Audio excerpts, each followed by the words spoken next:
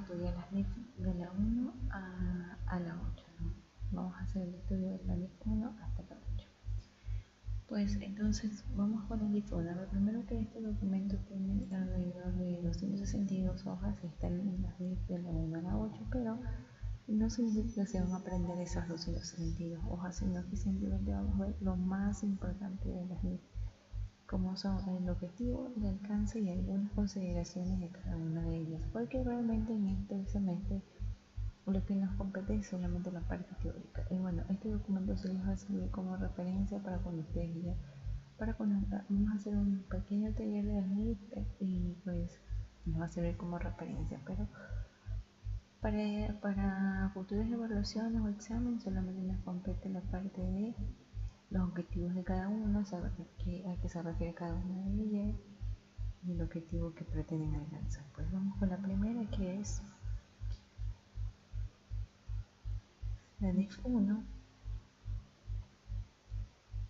que se denomina adopción por primera vez de las normas internacionales de información financiera. Pues, ¿y cuáles son las principales características o cuáles son los objetivos, las principales características de esta? Vamos a ver.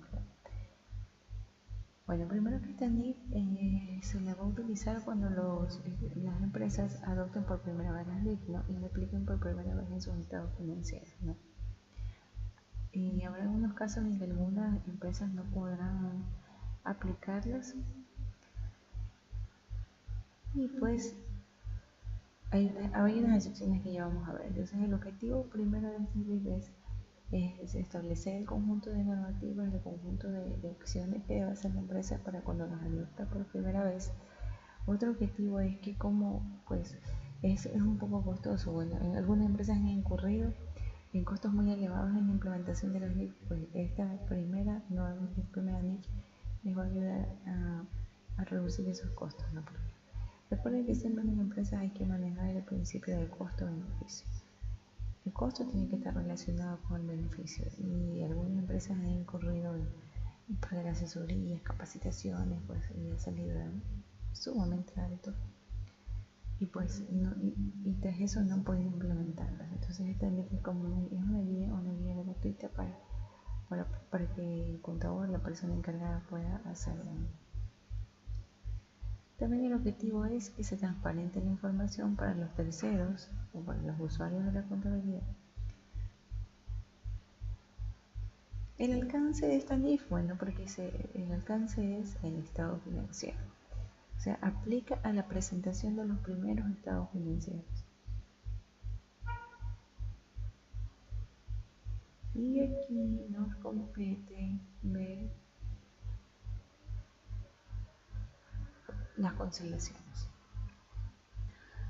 Si se fijan, solamente vamos a estudiar los objetivos, parte del alcance y algunas conciliaciones. Por ejemplo, ¿qué tienen que hacer las empresas o cuáles son esas conciliaciones que deben hacer antes de presentar el informe con los estados financieros en base a las NIF, ¿no?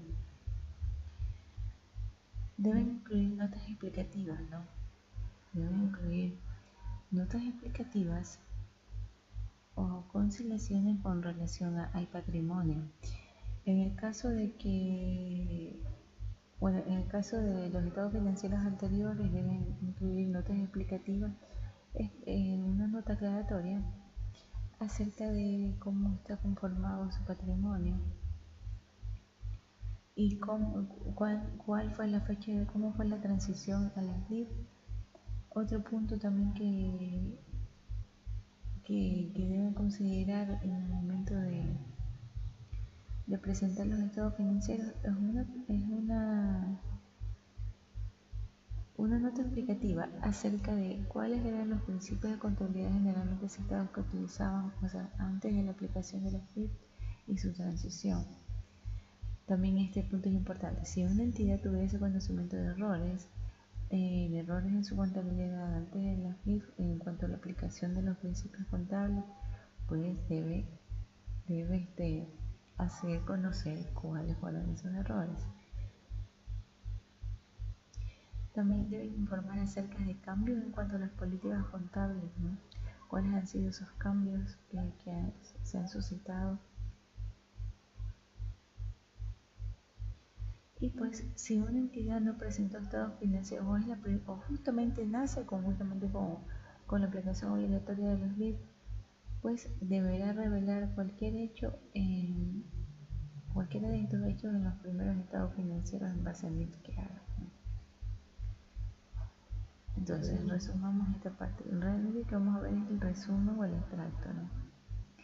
Debo utilizar notas explicativas para toda esta transición, ¿no? Se utilizaba la contabilidad, bajo qué principios los utilizaba, explicando cada uno de ellos, cómo se llevaban a cabo las operaciones relacionadas a los activos, a los pasivos, a los patrimonios.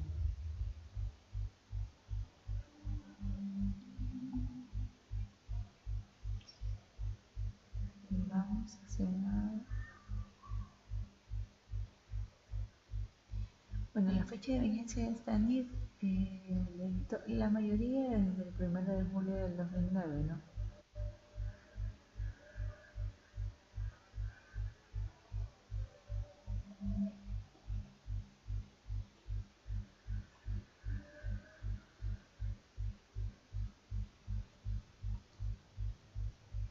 Vamos.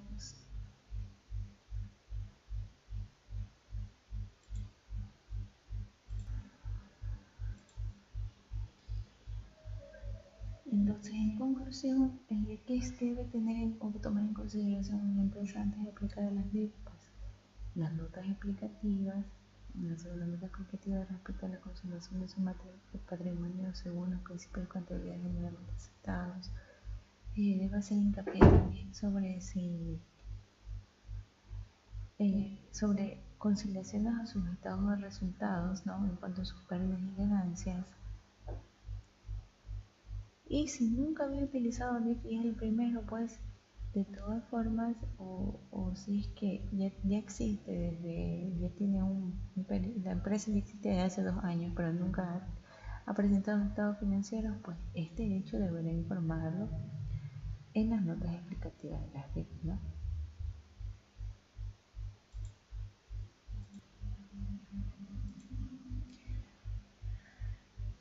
Y bueno, entonces ahora sí en la NIF 2 vamos a estudiar sobre el objetivo, el alcance y algunas características. Entonces el objetivo de esta NIF, la NIF se llama pagos basados en acciones. El objetivo de esta NIF consiste pues entonces en especificar si la información financiera que voy a leer el objetivo, que la información financiera, especificar la información financiera que debe incluir una entidad cuando lleva a cabo una transacción con pagos basados en acciones.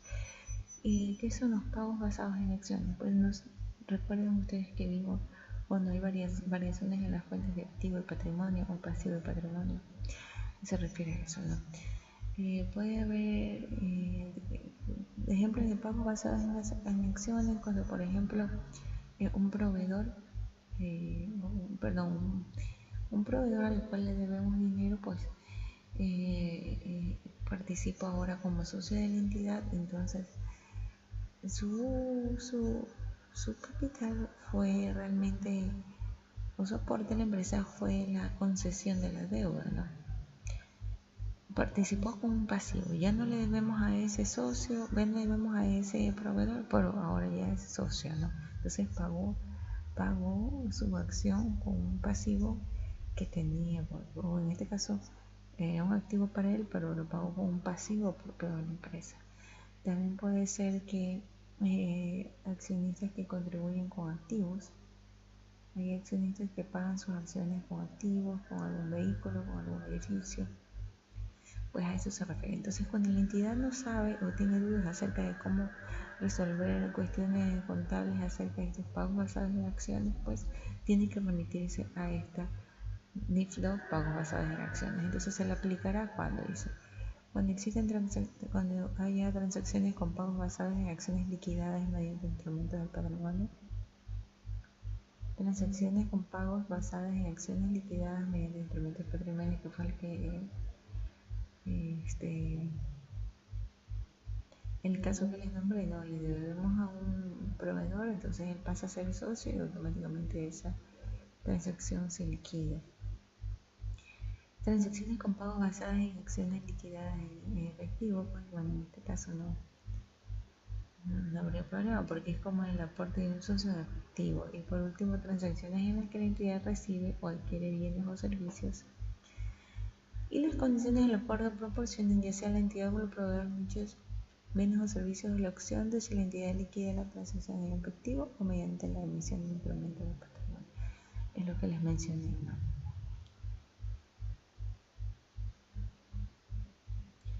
Ahora vamos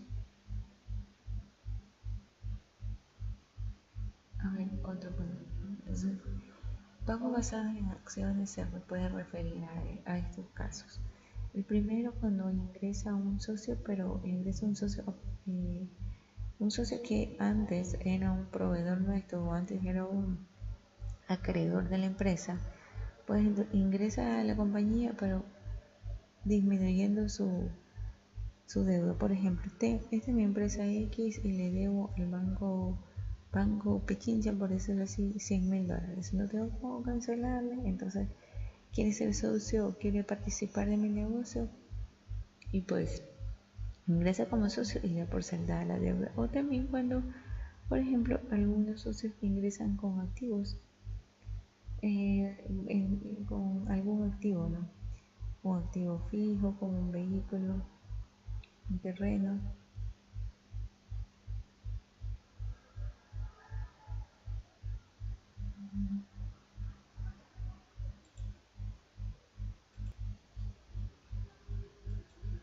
Entonces, ¿cuál es la información a relevar en esta ley de pago basado en acciones? O sea, ¿cuál es la información que deben revelar las, las empresas con respecto a esto?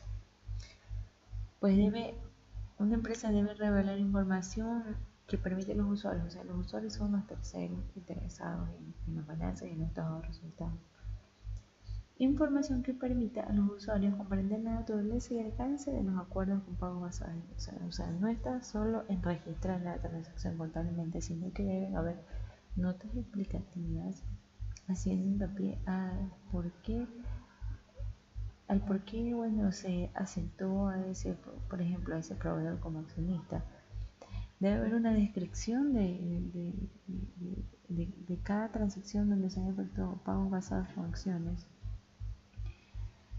¿Cómo se hizo el cálculo? ¿Cómo se hizo el cálculo en este caso, o la estimación del patrimonio?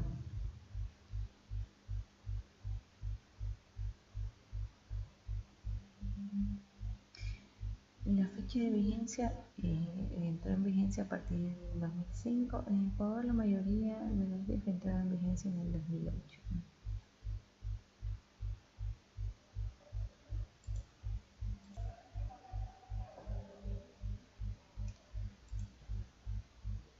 Entonces, en conclusión, pues esta ley pago basado en acciones está dirigida a todas aquellas pues empresas que compran bienes y servicios pero pagan con acciones. Por ejemplo, y ya pusimos algunos ejemplos, ¿no? A ver, el del banco, pero bueno, mi empresa no tiene suficiente dinero, pues entonces habla con el proveedor X y para que le suministre inventario hasta que se capitaliza, ¿no? Pero mientras tanto se le da un derecho accionario a ese proveedor, ¿no? A eso se refiere. Entonces yo le digo, no tengo cómo pagarte, pero te doy derecho a las acciones. Entonces, igual se le va a pagar al proveedor. Eso es lo que esto es una forma de pago, ¿no? Pero con las acciones. Vamos con la NIF.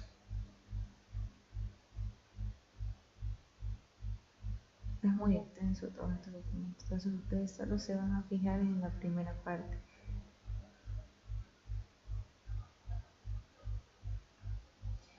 La que se refiere a combinaciones de negocios.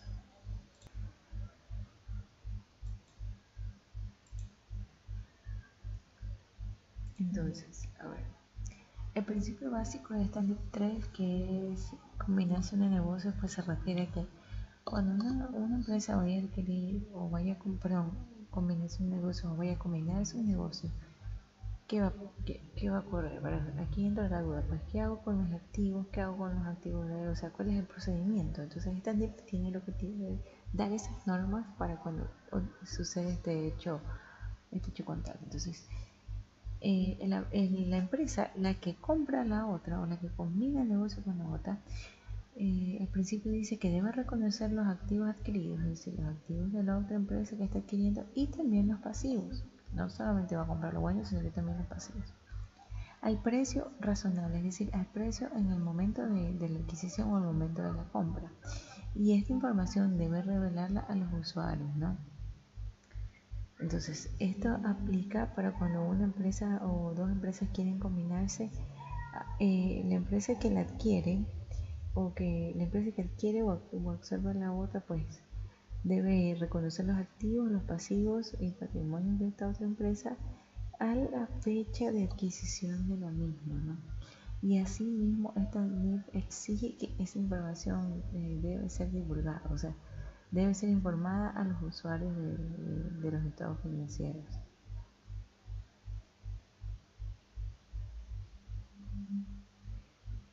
¿Cuál es, ¿Cuál es el alcance, no?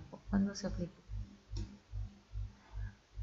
¿Cuándo se aplicará? Bueno, se aplicará siempre y cuando exista una operación relacionada a la combinación de negocios y no se aplicará cuando es combinación y no se aplicará cuando se refiere a negocios conjuntos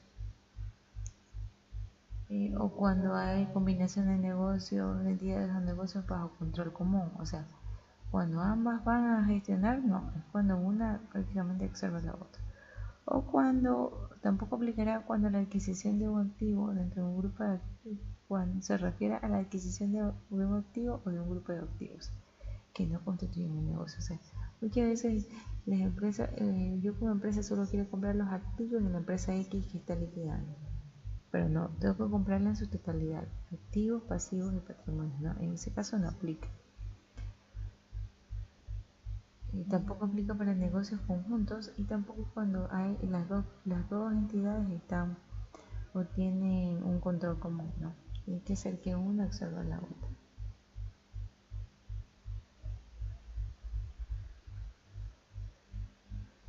Entonces dice, lo adquirirá a la fecha y precio de adquisición, ¿no? Entonces cuando decimos método de adquisición nos referimos a que debe estar identificado el adquiriente, que debe estar muy clara la fecha en que se adquiere, se debe hacer un reconocimiento de cuáles son los activos, cuáles son esos pasivos, cuál es ese patrimonio, y también se debe hacer un reconocimiento de la plusvalía o ganancia por la compra de estos bienes, ¿no? Si voy a combinar los negocios o absorberlo, algún beneficio debe tener, entonces ese beneficio debe estar en las notas explicativas. Y como se pueden dar cuenta es muy extenso, o sea, es que el hecho contable, combinación de negocios, es muy amplio. Ahora continuamos.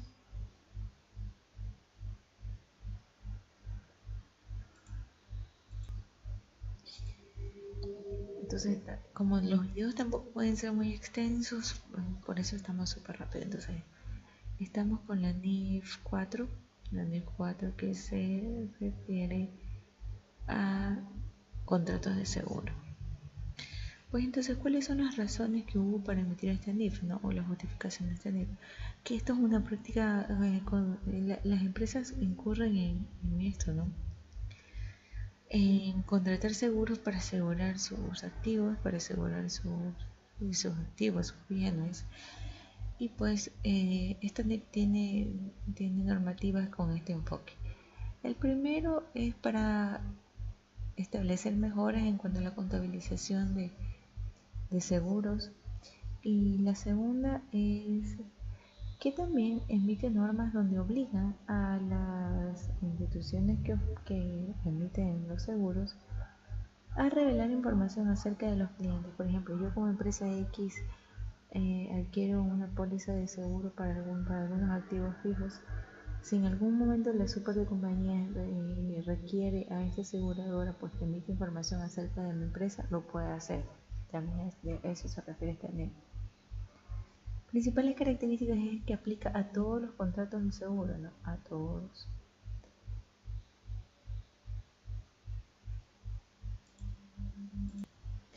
Entonces, ¿en qué caso va a aplicar? Va a aplicar cuando una empresa pues contrate un seguro, ¿no? O también las empresas de seguro contraten reaseguros, ¿no? En la emisión de estos seguros y en la presentación de los estados financieros cuando tienen este tipo de actividad. ¿Cuándo no va a aplicar? No, por ejemplo, no va a aplicar cuando eh, se refiere a garantías. Por ejemplo, yo compro un activo fijo, un vehículo, una maquinaria, y me viene con una garantía o un seguro que viene, en este caso, de la persona fabricante. A ese tipo de seguros no se refiere, ¿no? Bueno, al menos ahí no se aplicará la NIF. Cuando son seguros provenientes de los minoristas o los mayoristas o el fabricante, ¿no? Sino que tiene que ser contratado por una empresa que brinde este servicio.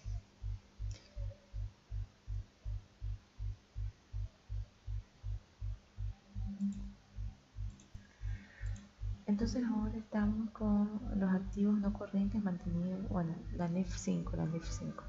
Activos no corrientes mantenidos, activos no corrientes mantenidos para la venta y operaciones discontinuadas. Pues entonces, se refiere o se aplica para aquellos activos que tienen empresas, como, estamos hablando de los activos no corrientes, ¿no?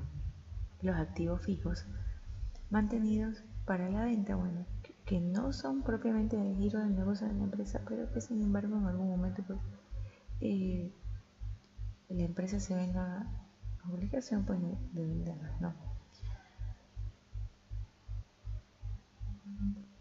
Razones para que emiten esta NIF o para que esta NIF nazca.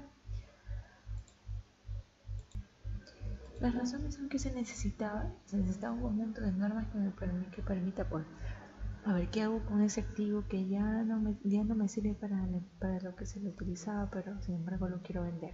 Entonces esta norma lo que me va a dar es el requisito de procedimientos o requerimientos para la clasificación, medición y presentación de estos activos no corrientes. Las NIF sobre todo se trata de presentar notas explicativas a casi todas este tipo de normas, ¿no? Eh, eh, algunas empresas incurren en este tipo de prácticas, entonces el objetivo tiene dos objetivos, que dice que los activos que cumplan los criterios para ser clasificados como mantenidos o mantenidos para la venta sean valorados al menor valor entre su importe en libros y su valor razonable menos los costos de venta, ¿no? Así como que cesa la depreciación de dichos activos. Claro, si ya es un activo que ya cumplió con su periodo de vida en la contabilidad y aún tiene un valor residual para la venta, pues entonces ya no se lo puede seguir depreciando, ya no se lo puede seguir manteniendo en la contabilidad depreciándolo.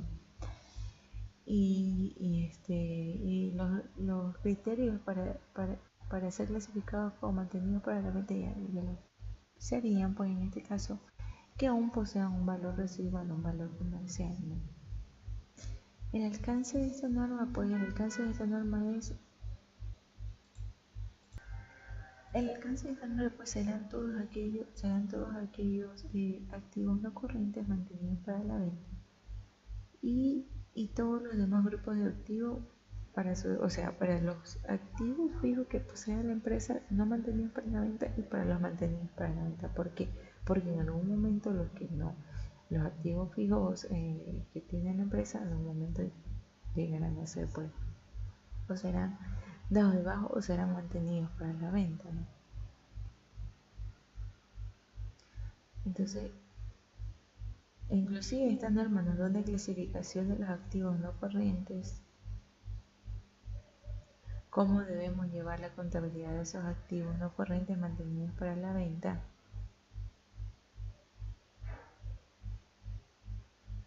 cómo registrar esos ingresos provenidos de esos activos mantenidos para la venta, ¿no? Y qué información debe revelar la entidad, en este caso cruciales y en las notas explicativas. Deberá presentar la información que permite a usuarios y terceros acerca de cuáles fueron los efectos en los balances de la venta de esos activos fijos. ¿Desde cuándo está vigente esta NIF? Desde enero del 2005. Y ahora tenemos la NIF 6, pues la NIF 6 se refiere a exploración y evaluación de recursos minerales. Esto aplica para aquellas empresas que se dedican a esa actividad, ¿no? Las razones para emitirlas es emitir un conjunto de normas que aborden específicamente este tipo de actividades y cuál tiene que ser la forma en que tienen que contabilizar dichas actividades. ¿Cuáles son las principales características de esta NIF? Pues primero, que le va a permitir a la entidad tener una política contable acorde a esa actividad que realizan de exploración y evaluación. Segundo, exige que estas entidades reconozcan en este caso, que reconocen activos, exige que las entidades que reconocen activos para la exploración y evaluación realizan pruebas de deterioro del valor sobre ellos, ¿no? Estamos hablando de las canteras, de las empresas que se dedican a la exploración y extracción de petróleo, todas ellas, ¿no? Entonces, esta norma les exige que realicen evaluaciones y exploraciones periódicas acerca de cómo se va deteriorando ese bien, ¿no?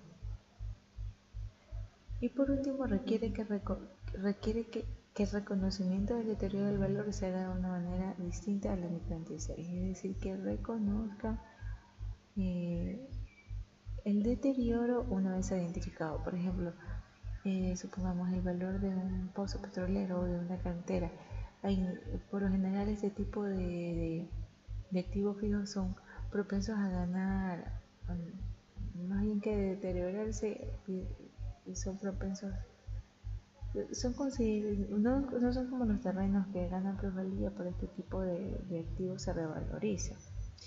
Pero en esta norma sí pide pues que ese deterioro que ha sufrido ese bien explotado se contabilice, ¿no? Entonces, en general, esta NIF requiere que las entidades reconozcan estos activos fijos para la exploración y evaluación y realizan una valoración del deterioro de sus activos, y bueno, y que esto se contabilice, ¿no? Y que se informe cuál ha sido ese deterioro.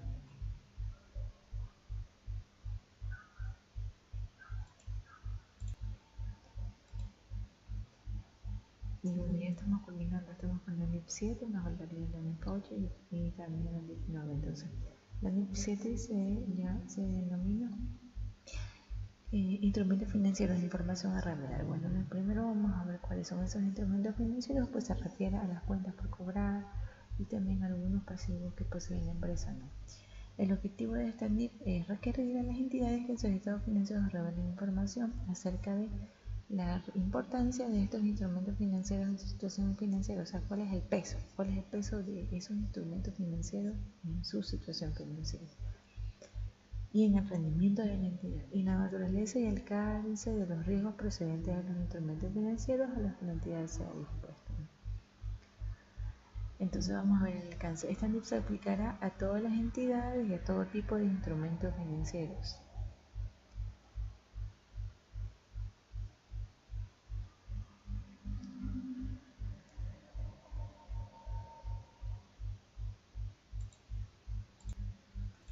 Entonces, bueno, nos queda la duda, ¿cuáles son esas clases de instrumentos financieros, no? Aquí tenemos esto, en este cuadrito, y tenemos tres tipos de instrumentos financieros: primarios, derivados y combinación de instrumentos financieros. Los primarios serán depósitos en efectivo, bonos o préstamos otorgados, préstamos recibidos, sería un pasivo, cuentas por cobrar o cuentas por pagar, que fue lo que les mencioné, e instrumentos de capital, es decir, acciones.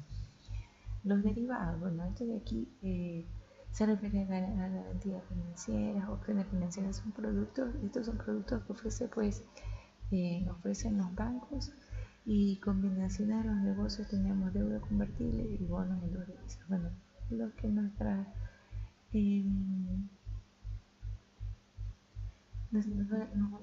nuestra banca ofrece pues son los más comunes: depósitos de efectivo, bonos, préstamos otorgados o préstamos recibidos. Aquí entran en los primarios tanto los activos como los pasivos, ¿no?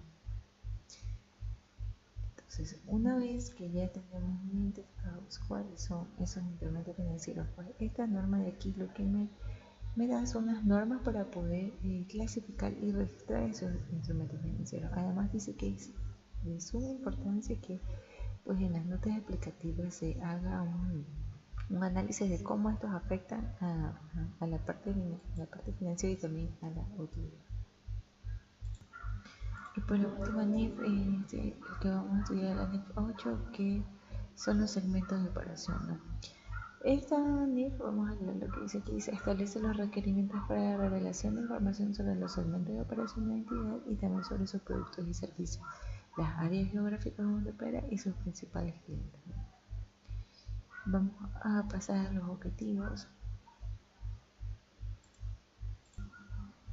Entonces acá tengo más resumido, esta NIF está un poco más resumida.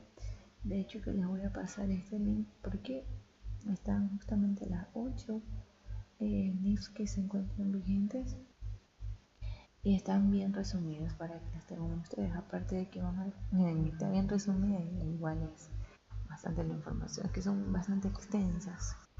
Es por eso que se ha dificultado un poco su aplicación, porque los contadores tendrían que leerse todas esas NIF para poder aplicarlas y han ido una a una.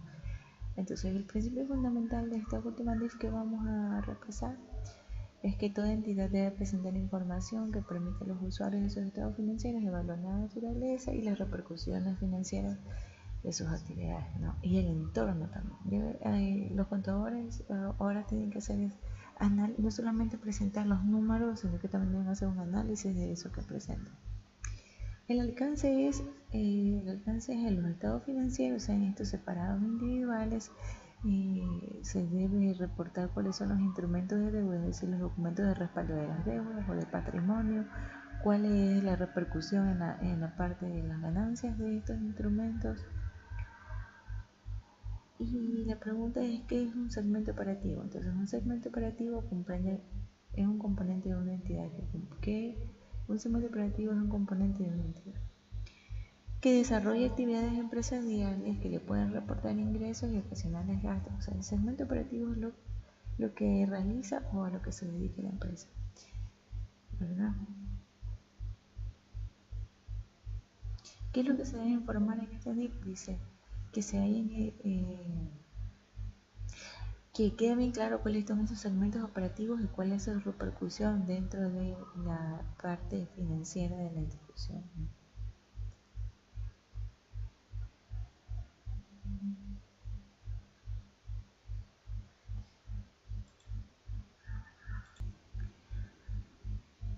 Entonces, solamente hemos estudiado todas estas clases muy superficialmente porque realmente nos compete tener bien claro cuáles son las NIF que están vigentes, cuáles son las NIF o en qué consiste cada una de ellas, cuál es el objetivo que persigue y luego pues de las NIF las van a ver más adelante en contabilidad 2 ya con ejercicios pues de aplicabilidad para cada una de ellas.